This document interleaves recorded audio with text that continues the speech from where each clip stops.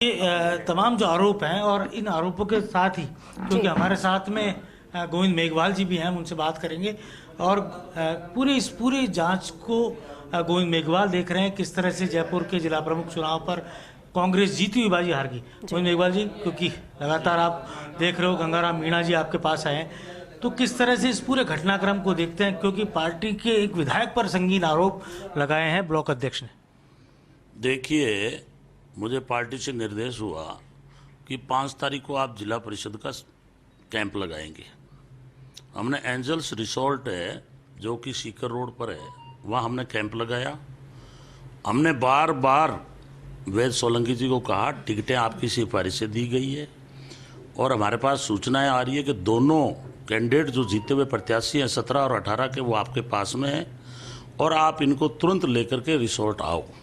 जिस टाइम मैंने पंचायत समिति के प्रधान का उनको टिकट दिया इसी जगह पे जहाँ अभी अपन बैठे हैं, उस वक्त भी कहा तो उन्होंने इसी दरमियान वो एक ऑडियो भेजा, लेकिन मैं उस ऑडियो से समझ गया था कि कई बार आदमी अपनी गलती छिपाने के लिए इस तरह का मैनेज करता है। क्योंकि मैं एक कार्यकर्ता हूँ पार्टी का, इसलिए मैं इन चीज़ों को जानता हूँ कि आदमी अपने अपराध को छुपाने के लिए। तो मैंने उनको कहा था कि आप वहाँ के विधायक हैं, टिकटें आपकी सिफारिश से मिली है, एक ब्लॉक अध्यक्ष कैसे लेके भाग सकता है।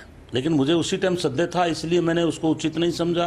फिर मैंने संपर्क किया तो गंगाराम जी के बारे में पूरी डिटेल आ गई थी कि वो बहुत ही वरिष्ठ कार्यकर्ता है और इनको विधायक बनाने में इनकी अहम भूमिका रही है। पिछले 13 साल से इनको हमेशा मदद करते रहे हैं, इनकी मिसेज प्रधान रही है।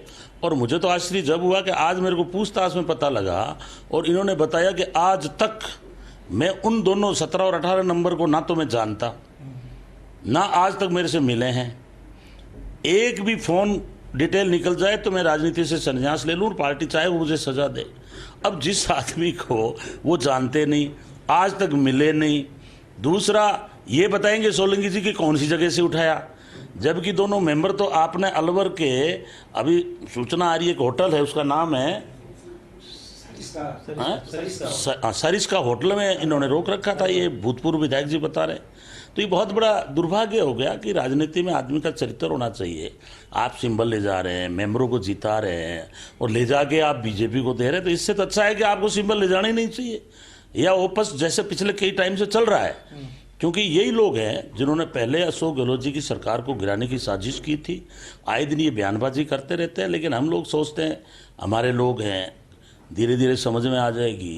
कई बार पहली बार आदमी विधायक बनता है तो वो विधानसभा में भी या पार्टी के विरुद्ध में कोई कहने से आदमी बोल जाता है। अभी इन्होंने वातावरण जो दूषित कर रखा है तो हम भी चिंतित हैं, हम मीडिया में बोलना भी नहीं चाहते थे, लेकिन आज जो इन्होंने हमारी पीठ में छुरा घोंपा है ये बहुत खतरनाक बात है। गोविंद मेघवाल जी, क्योंकि जांच आप पूरी रिपोर्ट तैयार कर रहे हैं, आपने नाम तो लिख ही दिया होगा जिन्होंने ये काम किया हराने का, लेकिन सबसे बड़ा सवाल ये है कि कांग्रेस के इस पूरे घटनाक्रम को लेकर आज न केवल जिला प्रमुख का पद बल्कि चाकसू के तीनों जो पंचायत हैं वहाँ पे भी कांग्रेस पार्टी को करारी शिकस्त मिली है। इसको लेकर क्या कहेंगे, वो जांच का विषय ये भी।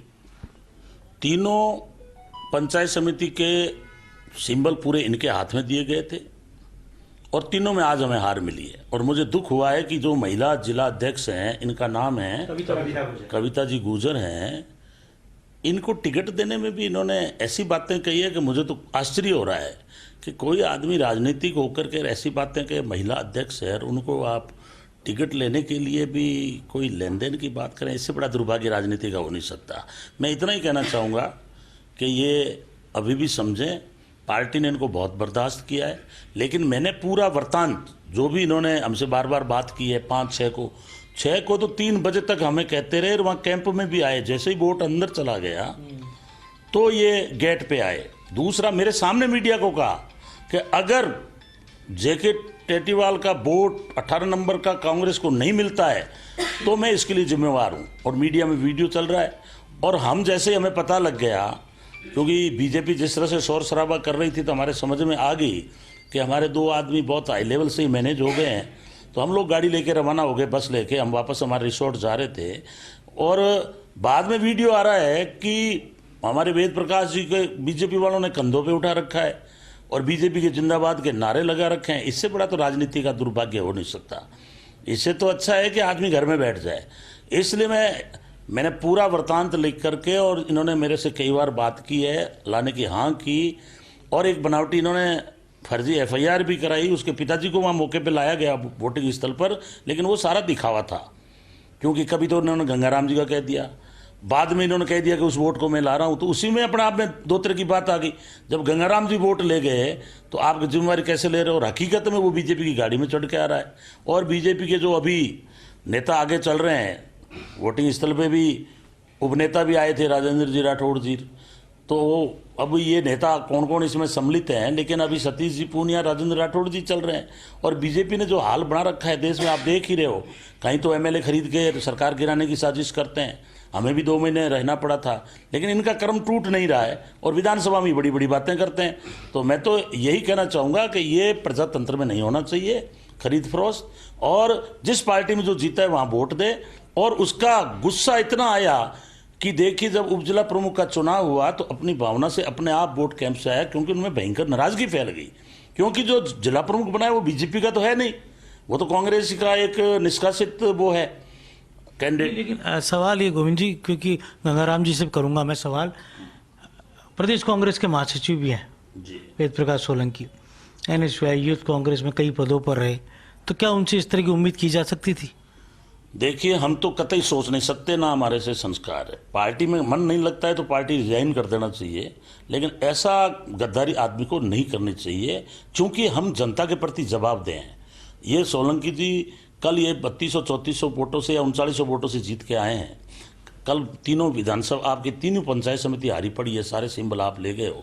इसका मतलब है कि वहाँ का कार्यकर्ता आपसे निराश है। आज महिला की जिलाध्यक्ष बैठी हैं, ये विरोध कर रही है। आपका जो आदमी 13 साल से इनके लिए मतलब हर तरह से मदद की है, मैं सारी बातें कहना नहीं चाहता, वो आदमी आज नाराज है। भूतपूर्व MLA के बेटे ने एक टिकट मांगी थी रिजर्व सीट से, आपने वो टिकट नहीं दी। और आज आपका क्षेत्र में हालत ये हो गई है कि तीनों सीटें आने से साबित हो गया है कि आपकी स्थिति अच्छी नहीं है। और अभी एक बात और सामने आई है कि ये सिंबल बांटने के बाद में एक भी दिन क्षेत्र में नहीं गए। इसका मतलब है कि ये भी समझते हैं कि आप क्या बोल रहे हो और क्या